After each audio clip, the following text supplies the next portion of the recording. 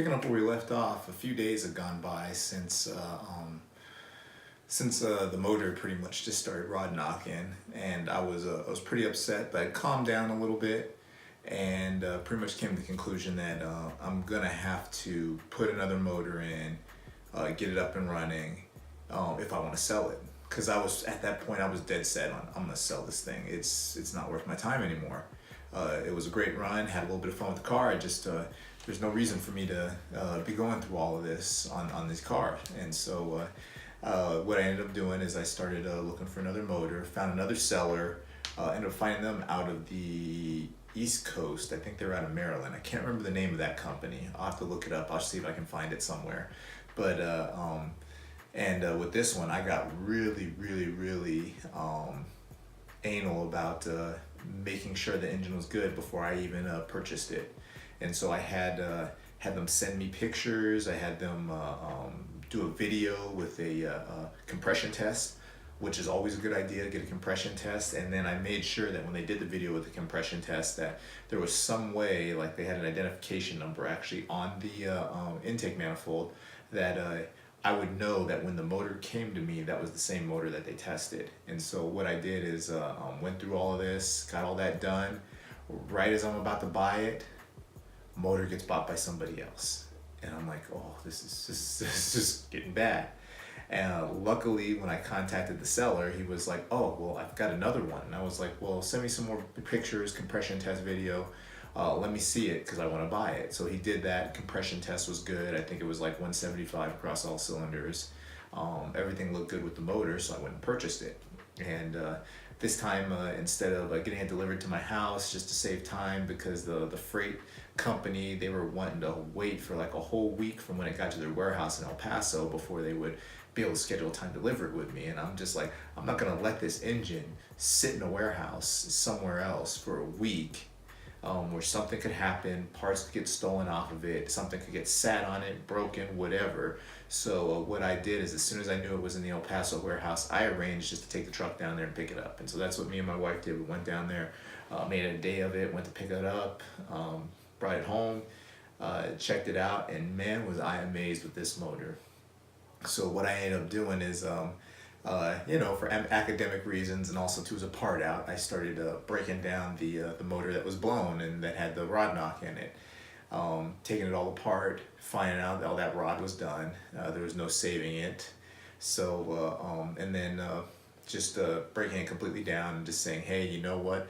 I'm going to part this thing out, but I'm not going to sell anything for that motor until I have a good running motor in the Celica. And then I get this other motor and I, do the regular stuff I did the last one, valve cover gasket, couple seals, water pump, things like that. Do the same thing that I did last time. Replace all of that. And when I opened up this motor, it looked like it had no miles on it.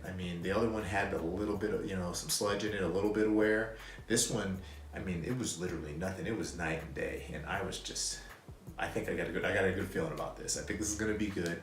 I think this motor is actually going to be good. I think this one, it doesn't have 60,000 miles on it. It'd be lucky if it had like 10,000 miles on it. And whoever had it changed the oil all the time.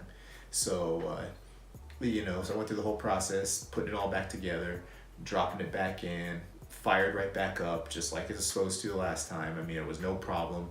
I had pretty much gotten good at pulling the motor out of this car. Pulled the motor out of this car. This was probably the 5th time I pulled the motor out of this car. So I was getting really good at this.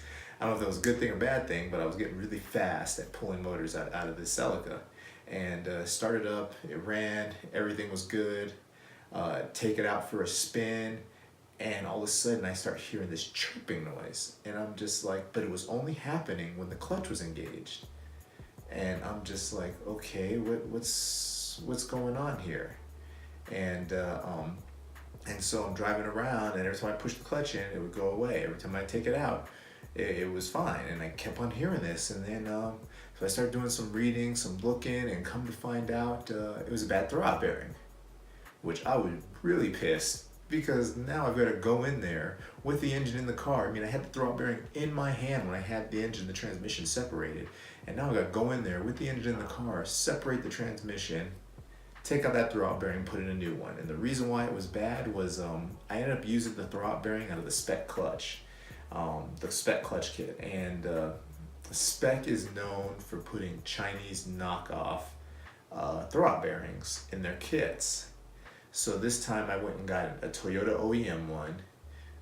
It took a little bit of time, maybe about 2 hours. I was able to separate the transmission and the engine inside the car, able to squeeze my hand down in there, pull out the throwout bearing, put in a little bit of grease, put on the new one, slap it back together, and problem was solved. So then I'm driving around again, and then now I'm hearing a noise every time I have my foot off the clutch, and it was kind of like a chattering noise.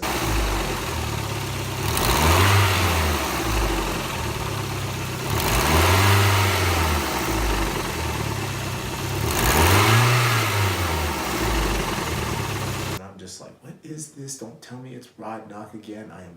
I was getting really, really upset. I didn't know what was going on.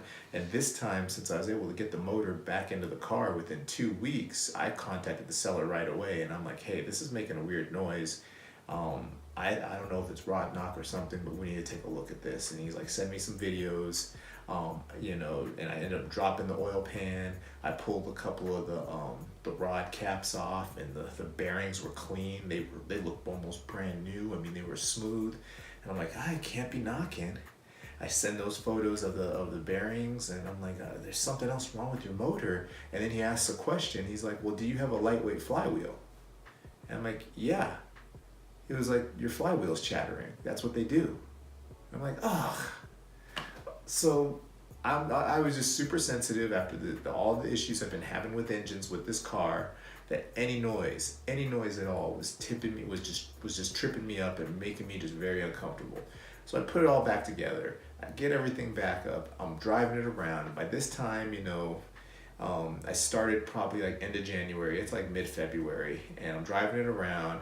I'd already put an ad up to sell the car once I got it back together, and even put a little video together and everything of the car. And I'm driving it around, saying, this thing will probably sell in a couple weeks. I'm starting to get people in touch with me asking about the car. And then one day I just take like an afternoon, I go on a drive with this car, and I fall back in love. I take the posting down, and I'm like, I'm keeping this car. I love this car. We've been through too much. I've put too much time and effort in this car. I'm gonna keep it going, and we're gonna drive this car for a while. And that's what I've been doing. Is I just been enjoying and driving the car. I got this 3S GTE motor in there, and it's been a blast. It has been a blast with this motor in the car.